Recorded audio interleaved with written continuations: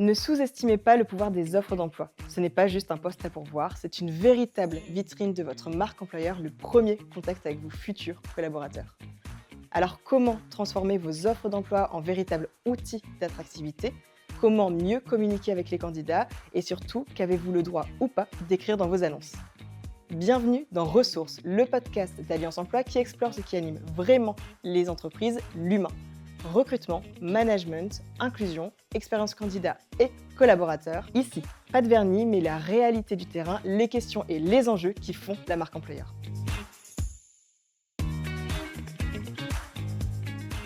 Pour partager des tips et nous aider à optimiser les offres d'emploi, j'ai le plaisir de recevoir Nordal Balingal, Head of Marketing B2B chez Hello Work, en charge de la communication avec les recruteurs. Bonjour Nordal. Bonjour Lucie. Pour commencer, je voulais qu'on aille dans le vif du sujet et redéfinir avec toi vraiment ce qu'est une offre d'emploi. Est-ce que finalement c'est juste une liste de compétences ou est-ce que ça va plus loin, c'est quelque chose de beaucoup plus stratégique et finalement c'est porteur d'une vision plus globale.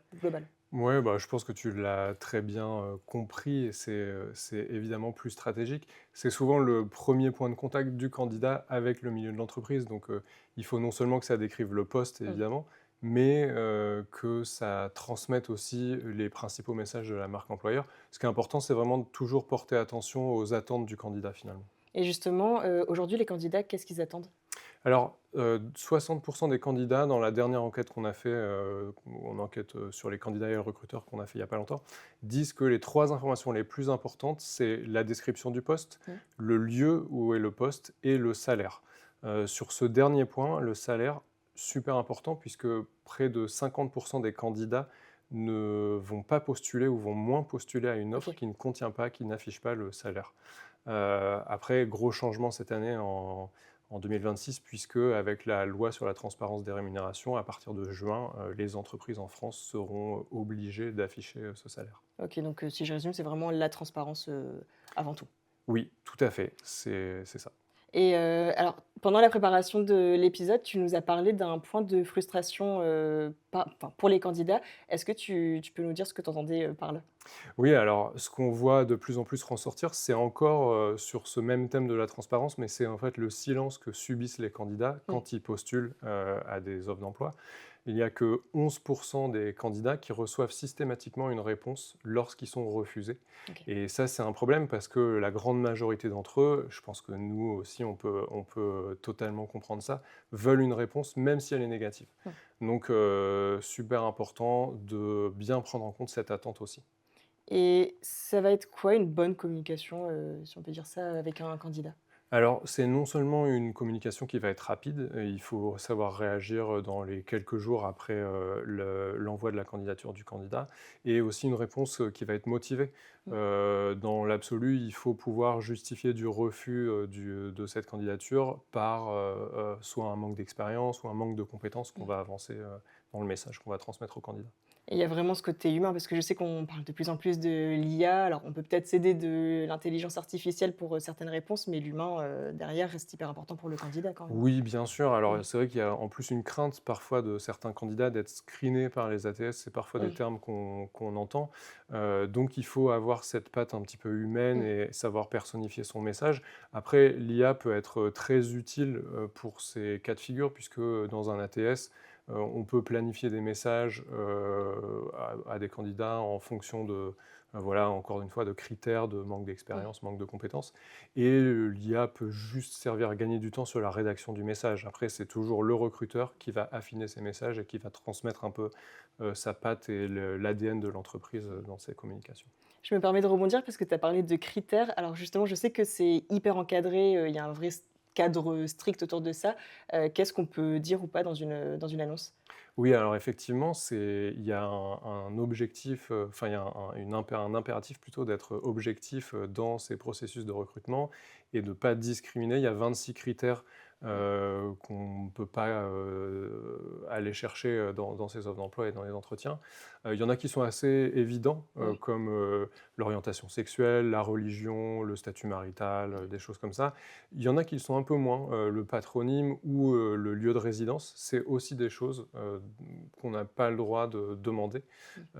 Et finalement, le plus important, c'est vraiment les compétences liées au poste et est-ce que le candidat est prêt à s'engager sur la mission que tu proposes. Et alors, bah, moi, je regarde de temps en temps les offres et cetera. C'est vrai qu'on retrouve plus ou moins, toujours la même structure. Qu'est-ce qui va faire qu'on va réussir à se démarquer avec, une offre d'emploi? Alors, bon, je pense que chaque entreprise a des choses à faire valoir et va avoir son contexte, son ADN pour, Mmh. mettre en avant vraiment sa marque employeur. Il faut, comme on le disait tout à l'heure, garder en tête les attentes principales, du candidat, donc avec ces informations essentielles à mettre un petit peu en 1 ou en tout cas Mmh. bien en évidence sur l'offre d'emploi. Mais après, tu peux, voilà, mettre en avant, bah, les bénéfices de l'entreprise, le contexte, vraiment cette idée de marque employeur. Ce qui est important sur ce concept-là, c'est des choses qu'on voit de plus en plus émerger dans le recrutement, c'est qu'il faut que cette marque employeur soit en cohérence avec ce que vivent les collaborateurs au Mmh. sein de l'entreprise. On parle de plus en plus de réalité employeur aussi, en plus de marque employeur. Tout ça pour dire, ce qui est annoncé dans le processus de recrutement, ça doit être vraiment Mmh. vécu à l'intérieur de l'entreprise. Et donc voilà, on a avec ces conseils-là, pu rédiger l'offre. Une fois que c'est fait, on la diffuse, où? Alors, les 2 canaux les plus utilisés par les candidats pour aller, chercher du travail, c'est les job boards et les sites carrières. Donc, je pense que ces 2 canaux, ce sont les canaux prioritaires qu'il Mmh. faut optimiser à tout prix. Sur le site carrière, super important d'avoir un site carrière qui a un processus de candidature ergonomique. OK. Personne n'a envie de remplir un formulaire avec 50 champs, pour, déposer sa Mmh. candidature et personne ne le fait. Mmh. Donc essentiel de bien travailler ça. Quelque chose d'assez intéressant aussi, c'est que, 43 des candidats vont aller, chercher des jobs ou se renseigner sur une entreprise en utilisant les réseaux sociaux. OK. Donc c'est aussi un canal qu'on peut exploiter, pour, voilà, aller chercher des profils un peu différents aussi. Mmh. Et on en parlait pareil, toujours dans la préparation de l'épisode et puis c'est le cas pour Alliance Emploi. Des fois, on a des métiers qui sont, bah, méconnus. Justement, comment ces métiers, on va venir les rendre plus attractifs? Ouais, c'est une problématique qui est assez fréquente aussi. Là encore, ça va être un peu des campagnes de marque employeur, qui peuvent être, mises en place. Mmh.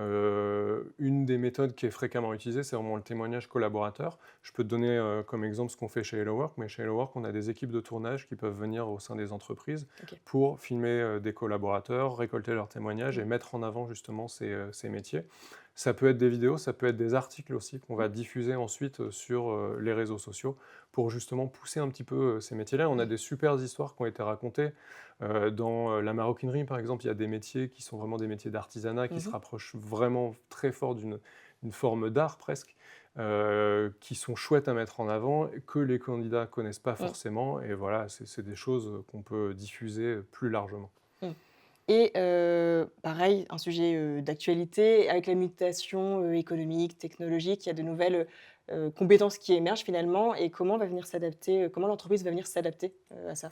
Ouais, alors c'est un point super important. C'est vrai qu'on est dans un marché de l'emploi qui change Mmh. énormément avec des mutations technologiques comme l'IA par Mmh. exemple, avec une économie aussi qui change énormément. On peut penser rien qu'à dans les dernières années l'émergence du secteur de la défense Mmh. ou des choses comme ça.